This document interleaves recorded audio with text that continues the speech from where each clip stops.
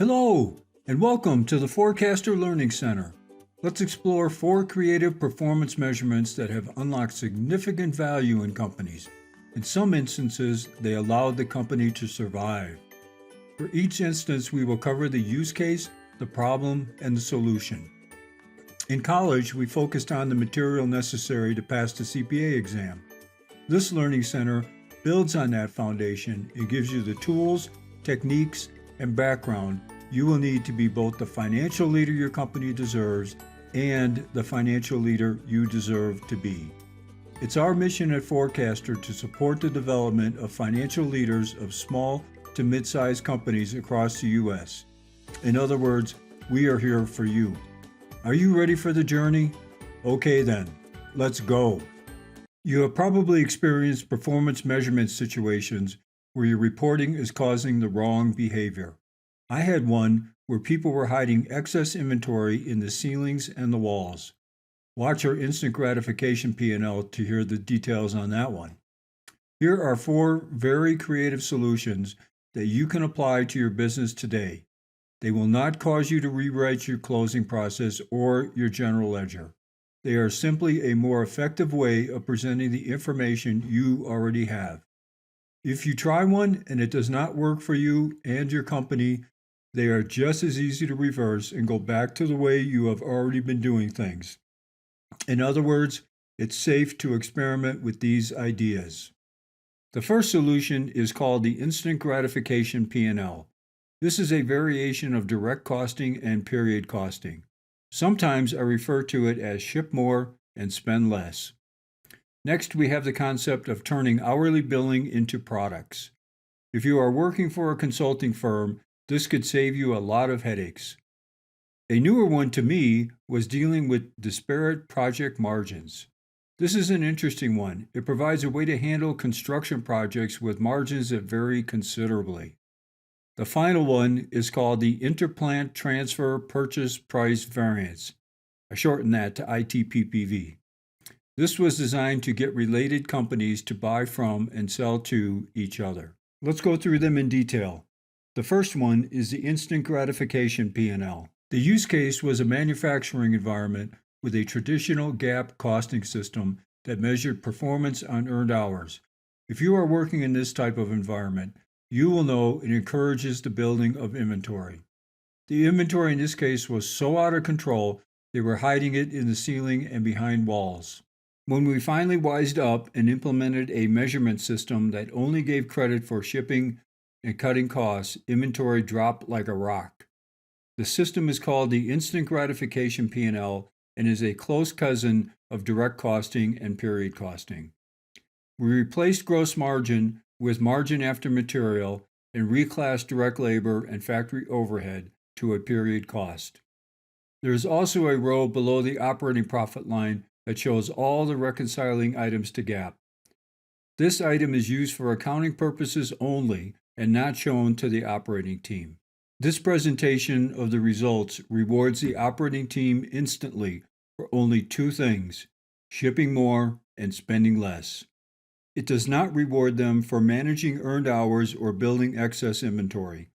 You will find an entire video in the library on how to use and implement the instant gratification P&L. The next one is turning hourly billing into products. This results in better quotes, the ability to keep the project on time and on budget. The use case was a consulting company that quoted and billed in hours.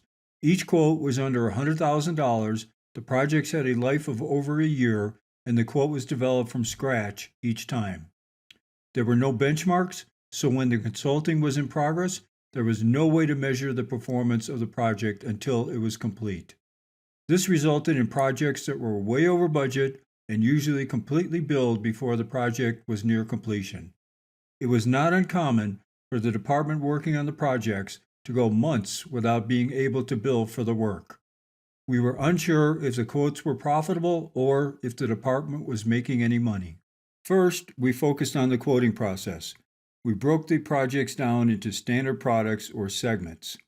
Each segment of the project was defined, had an identifier, and a cost.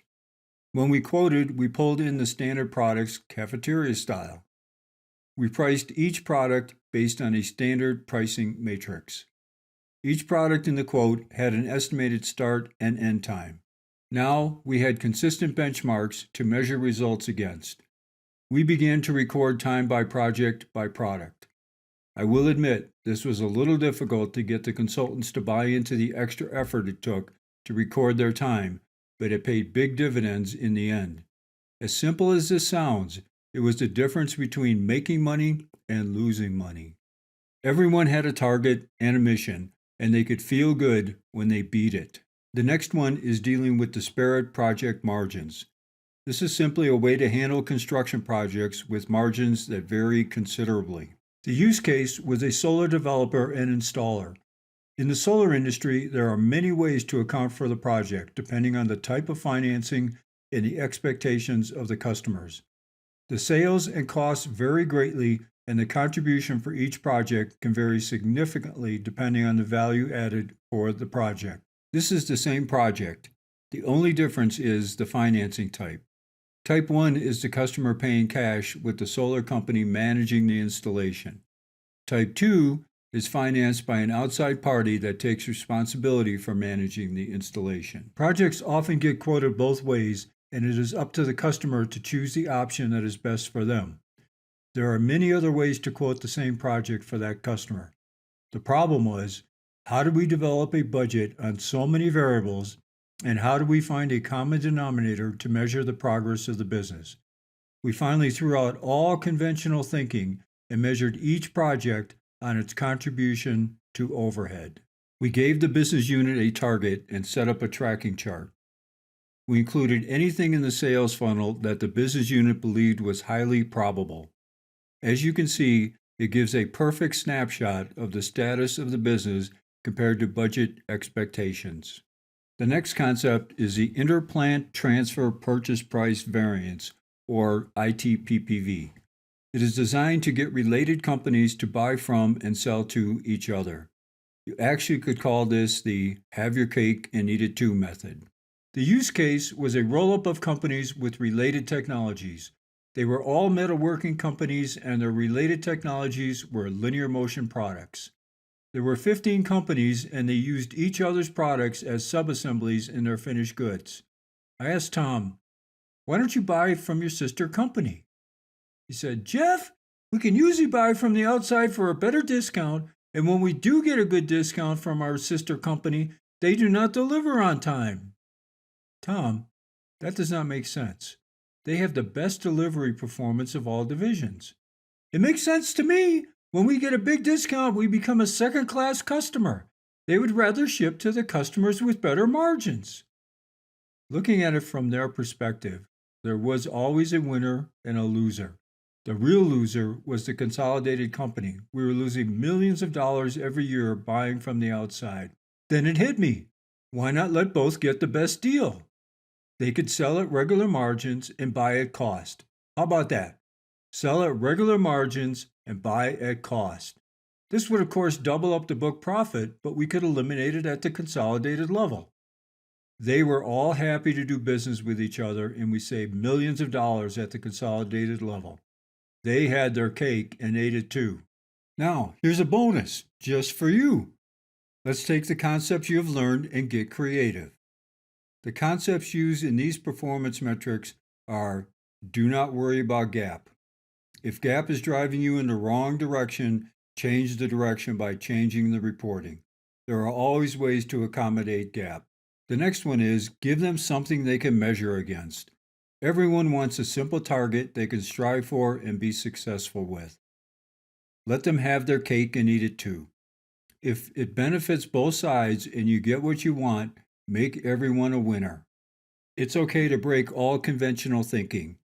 Set the organization free. When conventional wisdom does not hold up, make a disruptive change. Thank you for watching. We want to remind you that the content in this video is for you. If there is anything that is not clear, if there is something you need us to elaborate on, if you have any suggestions, we would love to hear from you. You can reach us at the number or email on the screen, and we will get back to you. Please check out our library of videos and simple-to-use tools on the site. They are for you. The videos will walk you through additional topics such as financial planning and analysis, how to shorten your closing cycle, and how to execute an effective business meeting. Our goal is to support you in becoming the best financial leader you can be. Thanks again from the entire team at Forecaster.